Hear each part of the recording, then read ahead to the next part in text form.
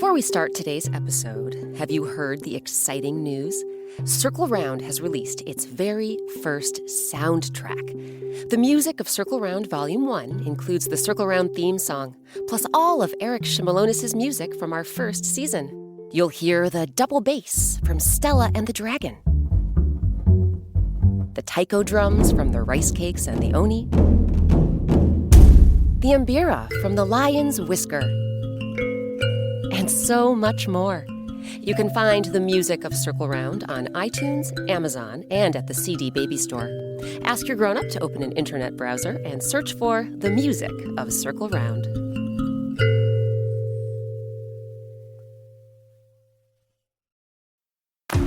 Produced by the iLab at WBUR, Boston. Have you ever found something that somebody lost? A lonely mitten on the street, perhaps? Or even a cat or dog? When we find lost things, it feels great when we can return them to their rightful owner. But what do you do when the owner is nowhere to be found? The characters in today's story find a very creative solution.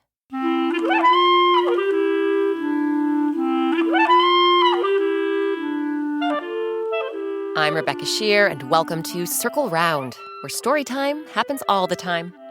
Today our story is called One Speckled Hen. It comes from an old Jewish tale that dates back centuries. Some really great people came together to bring you our version of this folktale, including Andre DeShields. Andre is a Broadway legend who won the 2019 Tony Award for his starring role in the smash hit musical Hadestown, now playing at the Walter Kerr Theater in New York City. So circle around, everyone, for One Speckled Hen. Hannah and her father lived a few miles from the sea in a cozy little house surrounded by green, grassy hills. Every morning before Hannah's dad went to work and Hannah took off for school, the two of them sat down for a humble breakfast. And every night, after another modest meal, the two of them sat on the front porch and chatted and laughed about their day. One morning, Hannah and her father were about to tuck into their usual simple breakfast when they heard something odd through the window. Father, is that a chicken? Sure sounds like it. But we don't have any chickens. Let's go see. Hannah and her dad raced outside, and there, strutting and clucking around the green grassy hills, was one speckled hen. Hannah knelt down and stroked the bird's feathers. Wow, look at these feathers. I've never seen anything like them. They're all polka-dotted with black and white and red and brown. Hannah looked up at her father and grinned. Dad, can we keep her? Please? A pet chicken would be so cool. And think of it, we could eat fresh eggs every morning. When was the last time we could afford fresh eggs? Hannah's dad shook his head. Not so fast, sweetie. But why not? Don't they always say finders, keepers, losers, weepers? They do say that. But it isn't necessarily true. We need to learn who this chicken belongs to, then give her back. So Hannah and her father fetched a wheelbarrow, placed the bird inside, and wheeled her over to their nearest neighbor's house.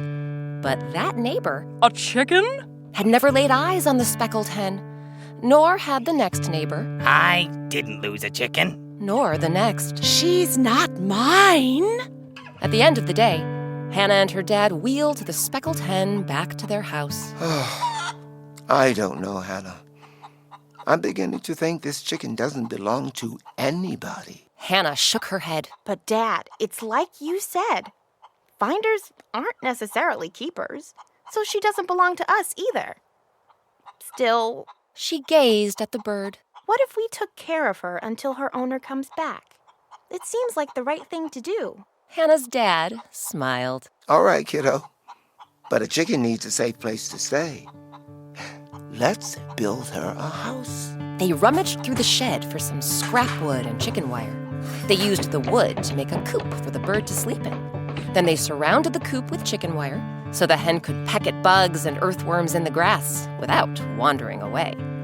The next morning, when Hannah and her father went out to the coop to check on the bird, Whoa! they saw that the one speckled hen had laid one brown egg. My, my. What a beautiful egg. Am I the only one who's craving omelets all of a sudden? Hannah wagged her finger. This egg doesn't belong to us, Dad.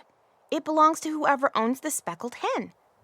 But then the next day, the speckled hen laid another brown egg. Ooh. And the next day. Ah. And the next. Oh. And still, the hen's owner was nowhere to be seen.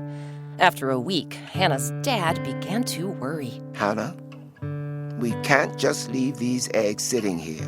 They'll rot and get all smelly. Hannah scrunched up her forehead. Well, we can't keep the eggs, and we can't eat the eggs. Suddenly, her eyes lit up. But I know exactly what we can do. What do you think Hannah's big idea is? And will the owner of the one speckled hen and her many, many eggs ever show up? We'll find out after a quick break.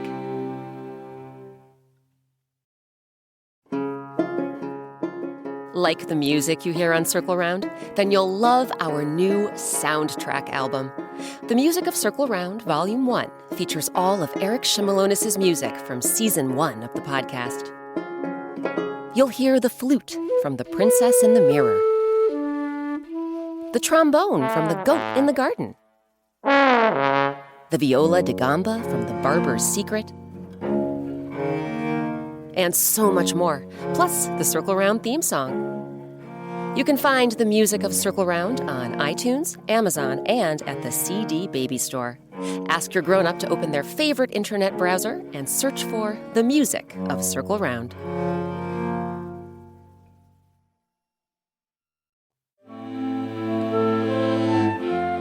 I'm Rebecca Shear. Welcome back to Circle Round. Today our story is called One Speckled Hen.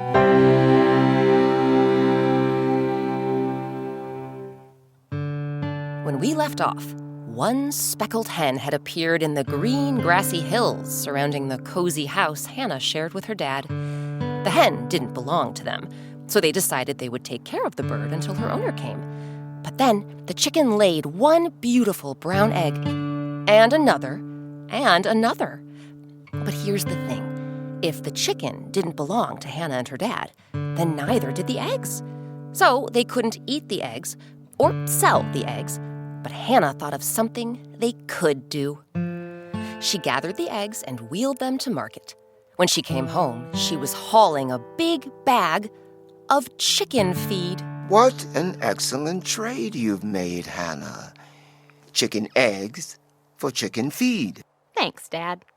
I thought it would be nice for the hen to have something to eat besides earthworms and bugs. We'll give her this chicken feed until her owner comes back. Hannah and her dad scattered some feed around the coop, and the hen gobbled it up. Well, that feed must have been extra nutritious, because the hen kept laying eggs, all of them even bigger. Did you see this one? And more beautiful. Nice job, girl. Than the first ones. Wow! But still, the hen's owner was nowhere to be seen. Hannah, we're running out of chicken feed. And the hen has laid all these new, big, beautiful eggs. What do we do? Hannah furrowed her brow and scratched her head. Let me think. Aha! I know just the thing. So, once more, Hannah gathered up the eggs and wheeled them to market. When she came home, she was hauling another bag of chicken feed and walking beside one brown cow. You've made another trade, Hannah. Now we have more food for the chicken and a cow. The cow blinked her long eyelashes as Hannah petted her wet nose. Well, the people at the market were so impressed by our big, beautiful eggs that they insisted on giving me this cow. But don't worry, Dad. We have all these green, grassy hills for her to graze on. We'll just take care of her until her owner comes back. Wait a minute. Her owner? Hannah's dad narrowed his eyes. What do you mean, her owner? Well, think about it. We got the brown cow by trading in the speckled hen's eggs, right? Right. And if the speckled hen doesn't belong to us and her eggs don't belong to us, Then the cow doesn't belong to us either. You're right, Hannah. You're right. Hannah and her father spent the next days scattering chicken feed, come and get it. collecting eggs, This one is huge. and milking the brown cow. And still, the hen's owner was nowhere to be seen. Hannah, we're getting low on chicken feed again. We have even more eggs, and now we have gallons and gallons of milk. We can't eat the eggs or drink the milk, but we can't let them sit either. Rotten milk will be even stinkier than rotten eggs. Any brilliant ideas this time, kiddo? Actually, Hannah thought for a moment. yes, but I'll need your help. While Hannah gathered the eggs, her father collected the bottles of milk. Then Hannah wheeled everything to market. When she came home, she was hauling another bag of chicken feed and walking beside one gray sheep. Oh, boy. Another trade. So now we have more food for the chicken and a sheep. Hannah ran her hand through the sheep's wool. Well, this time the people at the market were so impressed by our big, beautiful eggs and our delicious, creamy milk that they insisted on giving me this sheep. But she can join the cow on the green grassy hills, and like I said before, we'll just take care of her. Until her owner comes back. Of course. Hannah and her father spent the next days scattering chicken feed, Chow time. collecting eggs, This thing is massive. milking the brown cow, and watching the sheep grow woollier and woollier. And still, the hen's owner was nowhere to be seen. Hannah, we're running low on chicken feed again. We've got even more eggs and more milk, and it's high time we shared this sheep. But we can't eat or keep the eggs. We can't drink or keep the milk, and we can't keep all this wool either. What do you say, kiddo? Hannah didn't say anything. She turned her eyes toward the green grassy hill, where the woolly sheep and brown cow were grazing peacefully. Then she turned her eyes toward the chicken coop, where the one speckled hen was Oh, no! nowhere to be seen. Oh, my goodness. She must have escaped. Father, we have to find her. Hannah and her dad dashed up and down the hills, but they caught neither hide nor hair of the polka-dotted bird. Hannah slumped down on the grass with a sigh. Ugh, we took such good care of the speckled hen, Dad, waiting for her owner to return, and now we've lost her. What are we gonna do? But before Hannah's father could respond, Matilda, is that you? they saw a man in fancy clothing yelling on the road outside their house. He was staring at their front porch and calling out a name. Matilda! Suddenly, from beneath the porch, who should emerge but the one speckled hen? Her little head bobbed frantically as she scurried over to the man, who then scooped her up in his arms and gave her a big hug. Oh, Matilda! My darling! Oh, I thought I'd never see you again. Hannah and her father exchanged a look. Then they ran over to the man. Excuse us, sir. Do you know this bird? The man laughed. Know her? Why, she's my best friend in the entire world. And I thought I'd lost her forever. The man took a deep breath, then gestured toward the hills, where the cow and sheep were peacefully nibbling grass. You see, like you, I once lived among these green, grassy hills. But unlike you, I didn't have such good fortune. My farm fell on hard times, and I lost everything I had. The one thing I didn't lose He gazed down at the speckled hen. was my best friend, Matilda. The man explained that he left his home in hopes of making money as a merchant overseas. He and his beloved hen boarded a ship. But just as the boat was pulling out of port, the bird jumped out of his arms and waddled back to the shore. And as the ship floated off toward the horizon, I watched helplessly as my plump, polka-dotted Matilda became smaller and smaller, then disappeared completely. The man's eyes welled up with tears. Hannah handed him a handkerchief. Thank you. Well, after grieving the loss of my chicken for a few days, I bucked up and got to work. I became a successful merchant. And now that I've made my fortune, I've come back home again. The man patted the speckled hen's head. It seems you've taken excellent care of Matilda here. Do you mind if I take her home? Oh, we don't mind at all. But you might want to take home all of your other things, too. The man looked puzzled as Hannah pointed at the sheep and the cow grazing on the grassy hill. So she told him the story of everything that had happened, how she and her father started with very little, until they found this one speckled hen. The man's eyebrows shot up higher and higher as Hannah told her tale. At last, she came to the end. So now that we found you, you can take home your one speckled hen, and your one brown cow, and your one gray sheep, not to mention a whole bunch of eggs and milk. And as you can see, the sheep needs a good shearing, so you might want to take care of that soon if you want to. Oh, there's no need for that. Hannah cocked her head. What do you mean? The two of you have gone to such great lengths not to be finders and keepers. This whole time you've worked so hard and gained so much. Yet you've claimed nothing for yourself. Not the hen, not the eggs, not the cow, not the milk, not the sheep, none of it. He gestured toward his fancy clothes. Like I said, I've made my fortune. I have everything I could possibly want, especially now that I've found Matilda here. So I'll take her home.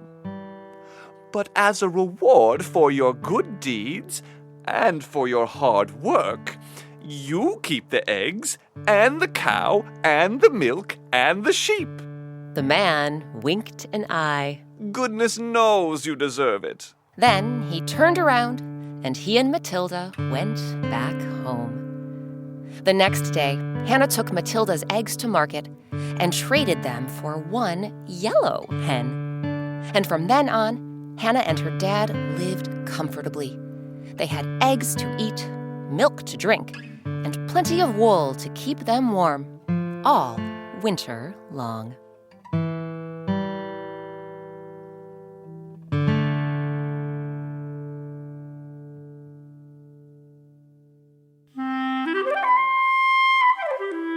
Now it's your turn.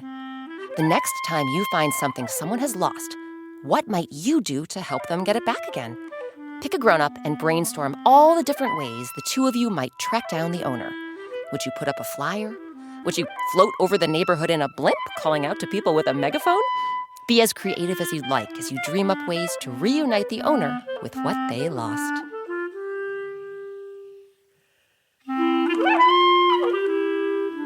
This week's story, One Speckled Hen, was adapted by me, Rebecca Shear, and edited by Virginia Marshall. Circle Round's original music and sound design is by Eric Shimalonis. You can find Eric's compilation of music from Season 1 of Circle Round on iTunes, Amazon, and the CD Baby Store. Visit our website, wbur.org/circleround, and click on Soundtrack and Coloring pages. And while you're there, you can find black and white illustrations for each and every Circle Round story, all of them created by our artist, Sabina Hahn. Pick one, print it out, then add your very own colors. Special thanks to this week's actors: Noah Lewis Bailey, Elle Borders, Amy Brentano, Hannah Kenny, Adam Mastriani, and Andre DeShields. If you're in New York City, you can see Andre star as Hermes in the musical Hadestown, now playing on Broadway. This week's featured instrument was the acoustic guitar. You can learn more about this stringed instrument and see a picture on our website. Once more, that's wbur.org/circleround. Have you subscribed to Circle Round yet? Find us on Apple Podcasts or whatever podcast app you use, and please leave a rating and write a quick review. It helps other families find the show. Circle Round is a production of WBUR, Boston's NPR news station. I'm Rebecca Shear. Thanks for circling round with us. As you're listening to Circle Round right now, did you know that you're not alone? That's right, hundreds of thousands of other kids are listening too, all over the world. And many of them have sent us recordings where they talk about their favorite Circle Round stories. Have a listen. Maybe one of their stories is one of yours too. Hello, my name is Greta. I am 8 years old and I live in Colorado. My favorite story is The Hat, the Horn, and the Purse. And I listen to Circle Around every night. My name is Everest. My favorite Circle Around is The Taste of Honey. Hi, I'm Harper, and I'm from Burbank, California. And my favorite Circle Around is The Magic Cloth. My name is Jacob, and I'm 6, and I like Sound Dragon because Stella sort of faced her fears. Hey, my name is Jacob, and I'm 5 years old, and I live in California, and my favorite Circle Round is The King and the Cobbler, because I like the part where he's so happy all the time. Did someone mention an episode you missed? No problem. You can find every single Circle Round story on our website. That's WBUR.org/circleround, or wherever you and your grown-ups get your podcasts.